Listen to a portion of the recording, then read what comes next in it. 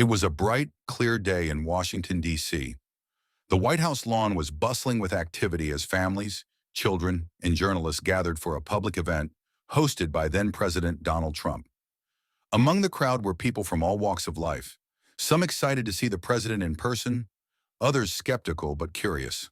The event had been organized to foster dialogue with the public and allow ordinary citizens to ask questions directly to the leader of the country.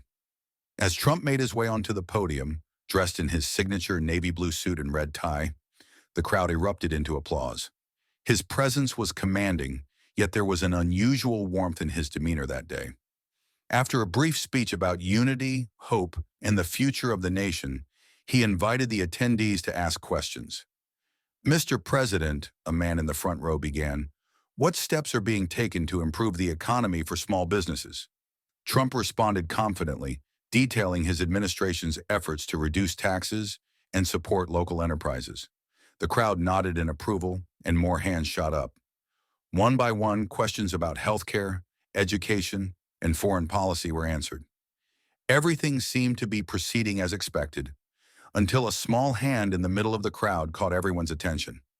A young boy, no older than 10, stood up hesitantly. He wore a simple white shirt and jeans, his face a mixture of nervousness and determination. A hush fell over the crowd as Trump noticed him and pointed in his direction. "Yes, young man," Trump said, his voice softer than before. "Do you have a question for me?" The boy clutched a small notebook tightly in his hands. He took a deep breath and in a clear but trembling voice asked, "Mr. President, do you believe in God? And do you think He listens to us when we pray?"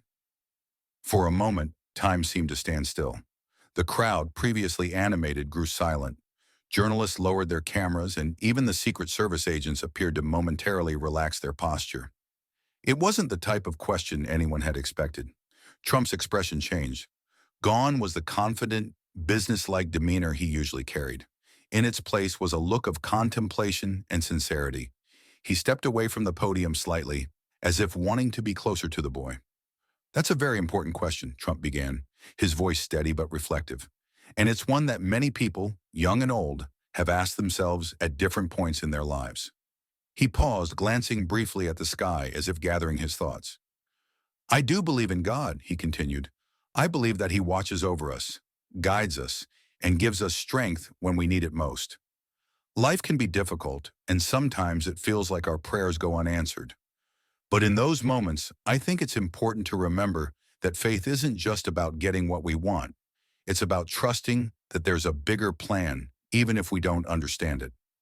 The boy's eyes widened, and a few members of the crowd wiped away tears. Trump, noticing the emotional impact of his words, knelt slightly so he could speak directly to the boy. "What's your name?" he asked gently. "Daniel," the boy replied, his voice barely above a whisper. "Daniel," Trump said with a warm smile, "never stop asking questions, never stop seeking the truth, and always remember that your voice matters. Whether you're praying to God or speaking to the president, what you say has value." The crowd erupted into applause, not out of political allegiance, but out of genuine emotion. In that moment, Trump wasn't just a president. He was a father, a mentor, and a fellow human being offering hope to a young boy. As the applause died down, Trump returned to the podium. "Ladies and gentlemen," he said, his voice stronger now, "this country was built on faith, faith in God, faith in each other, and faith in the idea that tomorrow can be better than today. And as long as we keep that faith, no challenge is too great, no obstacle too difficult." The event continued, but the atmosphere had shifted.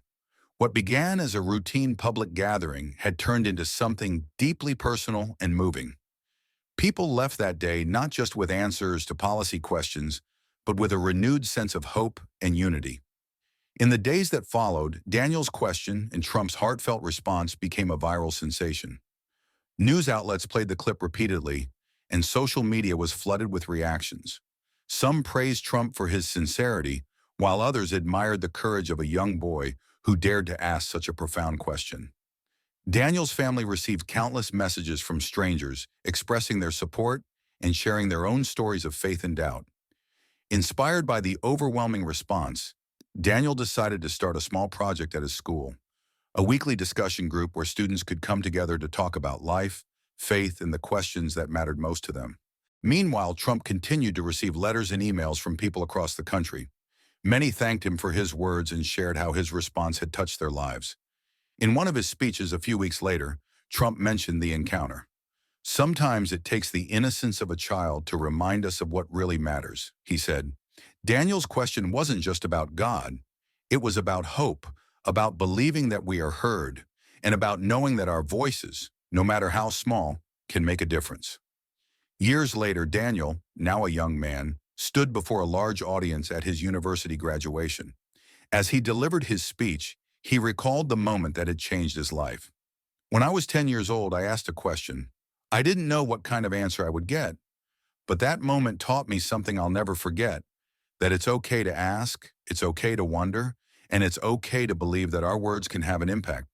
The audience gave him a standing ovation. Among them were his proud parents, friends, and teachers who had witnessed his journey from a curious child to an inspiring young leader. Back in Washington, D.C., Trump, now retired from politics, watched the speech online. He smiled, knowing that a simple moment of connection had created ripples far beyond what anyone could have imagined. And so the story of a young boy's question and a president's heartfelt answer became a timeless reminder that sometimes the most profound moments come not from power or politics, but from the simple act of listening and sharing a bit of faith and hope. In the years that followed, Daniel's story continued to inspire many. He was invited to speak at various events where he shared his journey and the lessons he had learned. His school project grew into a larger initiative, spreading to other schools and communities, fostering dialogue and understanding among young people. National organizations took notice, offering support to help expand the program further. Trump, now a symbol of hope for many who follow Daniel's story, often reflected on that day. It wasn't just a question, he once said in an interview. It was a moment of truth, a reminder of the power of faith, courage, and the willingness to speak up. Daniel's project eventually evolved into a nonprofit organization dedicated to encouraging young people to ask meaningful questions and pursue answers through community engagement.